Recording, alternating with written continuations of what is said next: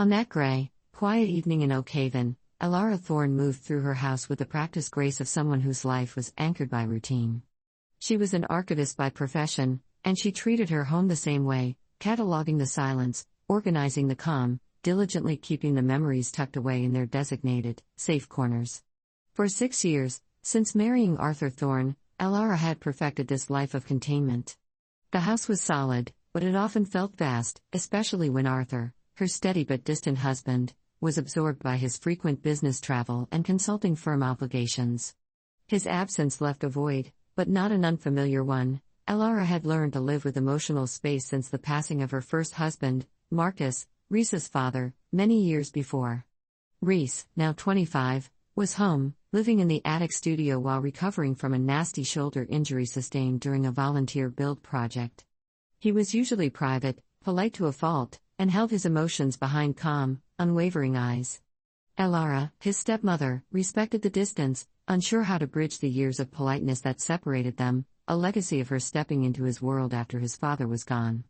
That night, Elara was tidying the small living room, pretending the soft rain was enough company, when Rhys appeared in the doorway. He looked tired and frustrated, his good hand rubbing the stiff muscles near his injured shoulder as if he were fighting the pain all day. He hesitated, a young man uncomfortable with showing need. His hesitation made Elara's heart skip. She rarely saw him unsure. His quiet strength was his armor, and seeing it dented, she immediately set down the blanket she had been folding. Elara, soft, steady, Rhys? Did the medication wear off? He moved slowly, gingerly, as if measuring the weight of his next sentence. Rhys, low, steady, but hesitant, the physical therapist insisted I need muscle work regularly. I can't reach the worst of the tension on my own. It's a shaky breath. I know it's a lot to ask, but could you help? Just for a moment? The request was a quiet earthquake. Not inappropriate, certainly not unwelcome, but profoundly personal. It was an invitation, the first she had ever received, into the pain and vulnerability he kept locked away. It was a step across the polite chasm between them. She agreed instantly, her voice warm with genuine care, but she felt her breath catch in her throat. The room seemed to shrink as he sat on the couch, carefully shifting his body so his tense, injured shoulder was exposed. Elara knelt behind him, placing her hands gently against the muscle knot. She focused entirely on the physical task, trying to press just enough to ease the pain without hurting him, determined to maintain professional focus. She felt the warmth of his skin through the fabric of his shirt, the rigid tension beneath her palms, and the strange, intimate proximity of the moment. To her surprise, Rhys let out a slow, shaky breath. Not a wince of pain, but a sound of immediate, deep relief. It was the sound of a burden released. Elara continued working the muscle, concentrating on the slow, measured movement of her palms. She reminded herself she was simply helping someone she loved heal. And yet, she couldn't ignore the atmosphere. It was unexpectedly honest, the politeness dissolving into a quiet, shared moment of human contact. Rhys's injury had stripped him of his independence and forced him into stillness, and for the first time, she sensed the full depth of his private grief over the loss of his father, Marcus, a grief he always carried silently. And then, just as the atmosphere settled into something calm, Rhys spoke again. His voice was lower, almost thoughtful, asking a question so completely unexpected that Elara's hands froze mid-press, and her heart thumped once, hard and fast. Chapter 2, The Unlocked Corner. Voiceover. It wasn't the pain. It wasn't the massage. It wasn't the injury.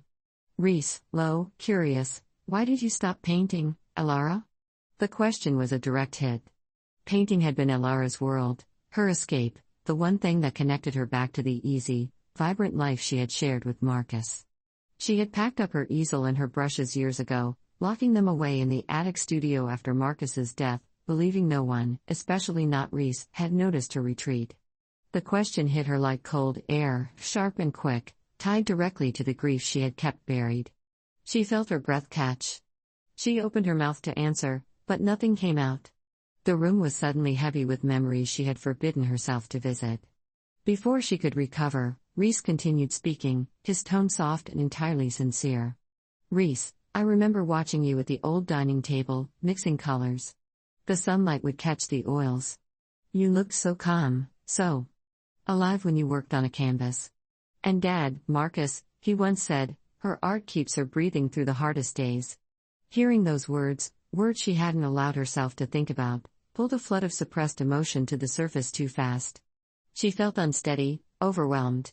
She slowly pulled her hands back from his shoulder, not out of discomfort with him, but because the conversation had irrevocably shifted to the deep, wounded core of her being.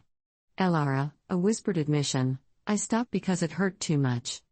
Every color felt heavy. It reminded me of things I wasn't ready to remember. Rhys turned carefully to face her, his shoulder momentarily forgotten. He looked at her with a profound understanding that transcended their respective roles. He saw her pain, she saw his shared loss. Rhys, gentle, serious, I get that. Losing Dad. It makes the simple things feel heavy, doesn't it? My injury makes me feel helpless. I think maybe we've both been stuck between wanting to move forward and wanting to hold on to what's gone. You hid your sadness in quiet routine. I hid mine in working too hard. His honesty was a startling, powerful force. Elara realized she had been waiting for someone to notice the loss of herself, not just the loss of her husband. Their grief, which she had always kept separate, his over a father, hers over a partner, suddenly felt intertwined, two pieces of the same broken story finally touching. She reached for his hand without thinking, not as a gesture of romance, but as a simple, human gesture of thanks for seeing her. He didn't pull away. The contact was fragile, simple, and held more shared comfort than she had felt in years. She had agreed to a massage, a physical necessity, but she had received emotional validation, a quiet, powerful connection built from long-avoided truths. It felt like the beginning of a profound healing, something she could not yet name. Chapter 3, The Anchor and the Canvas. Sound of distant thunder and rain intensifying voiceover. Elara couldn't sleep that night. Her mind spun, replaying Rhys's quiet question, his startling sincerity, and the sudden, shared intimacy of their grief. The soft rain against the windows matched the rhythm of her restless thoughts. For the first time in years, she felt a powerful pull back toward life, a life that wasn't tied to routine or survival. She thought about her art. She hadn't avoided her canvas just out of sorrow, but out of fear, the fear that feeling deeply would shatter the safe, controlled routine she had built. Rhys's words had cracked the surface of that fear, and a small, fierce spark of courage, dormant for years, began to flicker awake. She knew she couldn't ignore it. Not anymore.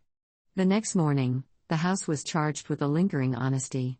Rhys was quiet, respectful, allowing the conversation to sit between them like a fragile promise. He was preparing for his next physical therapy session, but his focus was different. He was no longer hiding. As Elara worked in the kitchen, Rhys approached her, his voice low, mirroring the sincerity of the night before. Rhys, earnest, quiet, you've always been the anchor for us, Elara. You're the one who keeps everything steady and moving. You're always showing up, always fixing things.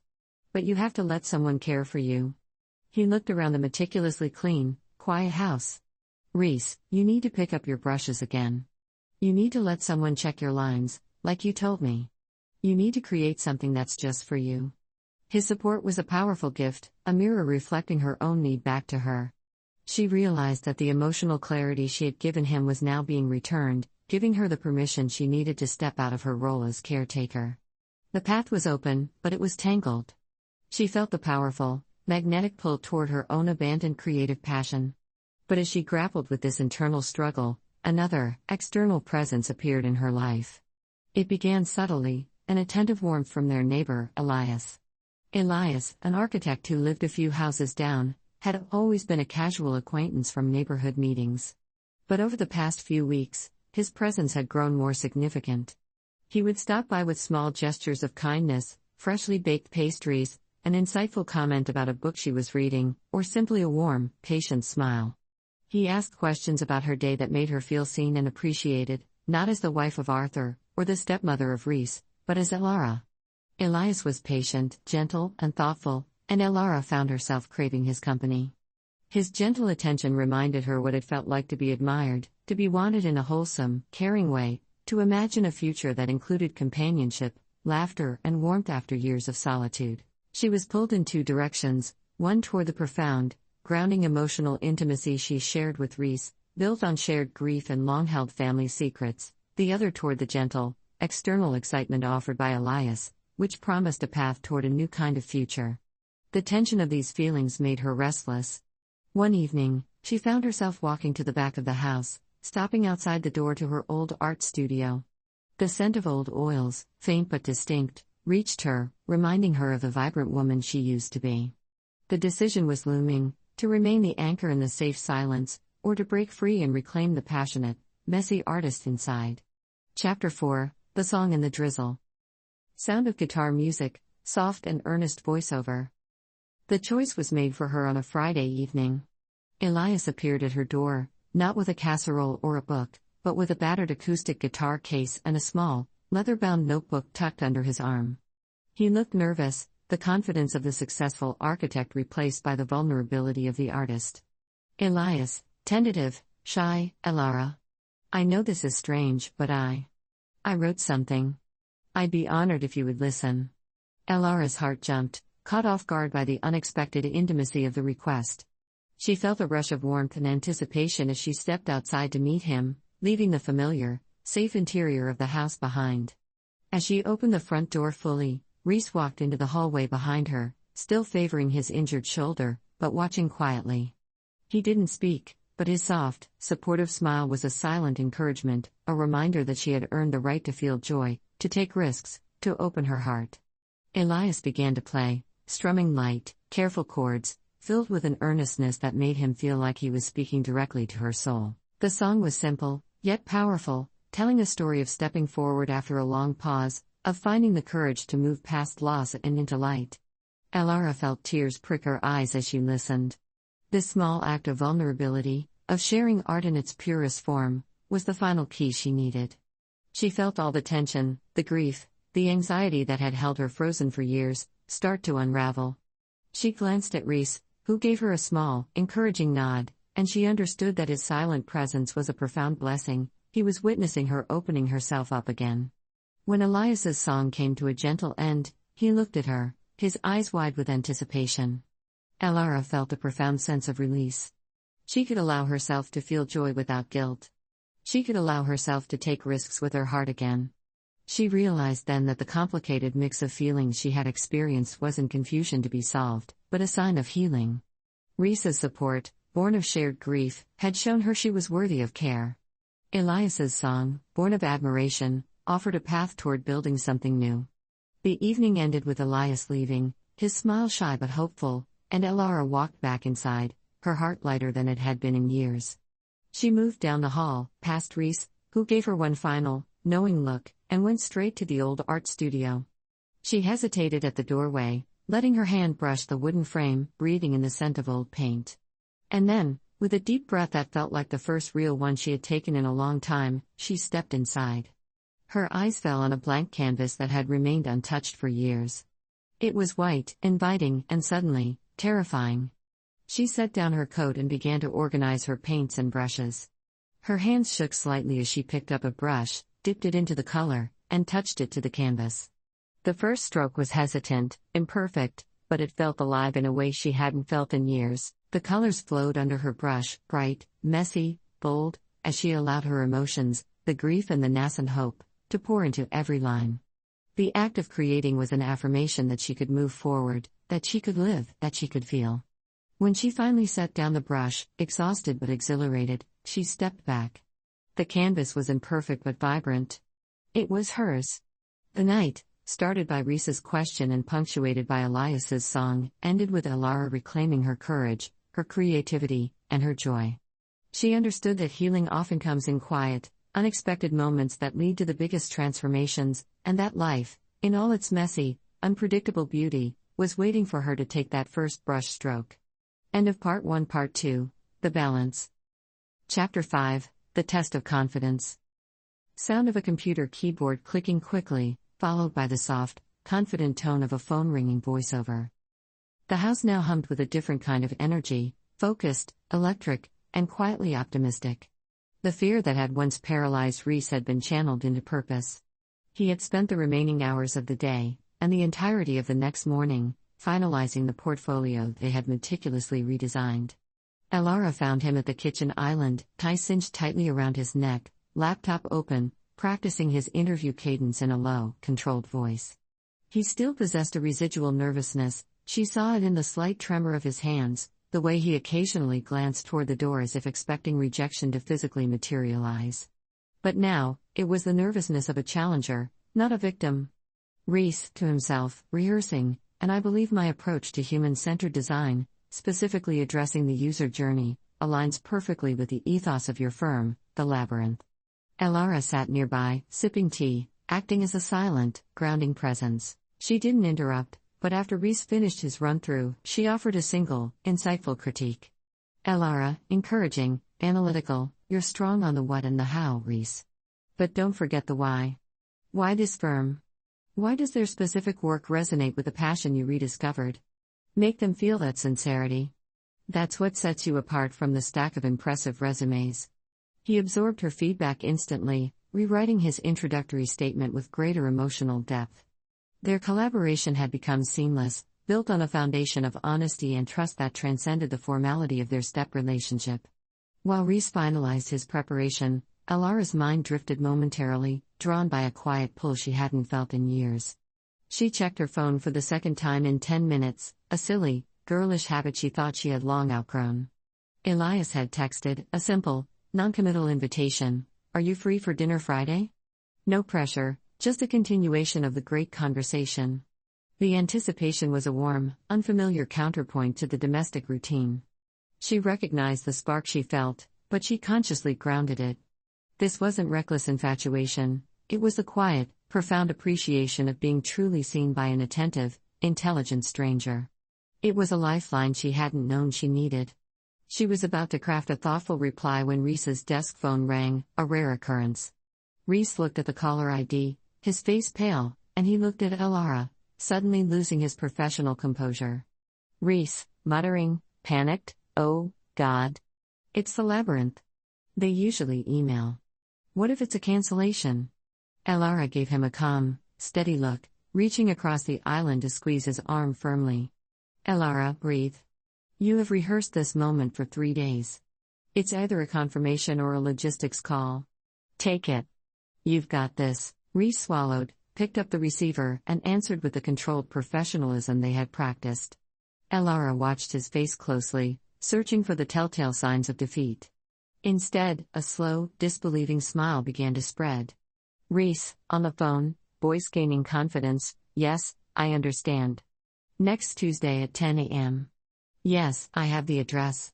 I look forward to it. Thank you for the opportunity."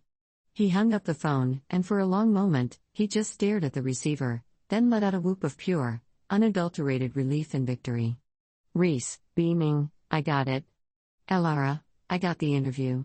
10 a.m. Tuesday. Face to face." The shared victory was palpable. Elara felt a surge of genuine maternal pride, a feeling that had nothing to do with her routine life and everything to do with her heart. She hugged him quickly, careful not to mess his tie.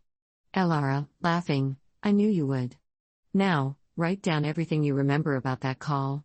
Confirmation of time, the interviewer's name. You are in control of this, Reese." As Reese busied himself logging the details, the euphoria settling into focused determination, Elara finally reached for her phone to respond to Elias.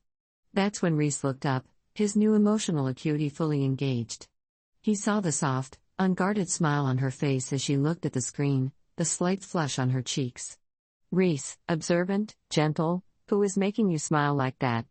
Elara looked up, startled by the directness. She hesitated for only a second, choosing honesty over evasion. "Elara, a friend. Someone I met yesterday morning at the Kettle. Elias. He's an artist. He asked me out for dinner on Friday." Reese leaned back in his chair, a knowing look in his eye. His smile softened, transitioning from one of personal pride to one of genuine care for her. "Reese, you should go. You absolutely should go, Elara. You told me the struggle stops now. That means for both of us." He paused, repeating the challenge he had thrown at her the day before, only this time, it felt like an official mandate. "Reese, anchors need maintenance too. Go let someone check your lines." Elara smiled, a true, unforced smile. She realized that by helping him face his world, she had inadvertently given herself permission to step back into her own. "Elara, Friday night it is. Now, Let's go practice your opening pitch until you can recite it in your sleep. The immediate task remained Reese's preparation, but the balance had shifted. Alara was no longer solely the caretaker, she was a woman embracing a newfound possibility, buoyed by the subtle, honest support of the young man she had helped free from silence. The light in the house was no longer just the glow of a laptop screen, it was the soft, growing illumination of two lives finding their true paths forward. End of Part 2, Chapter 5.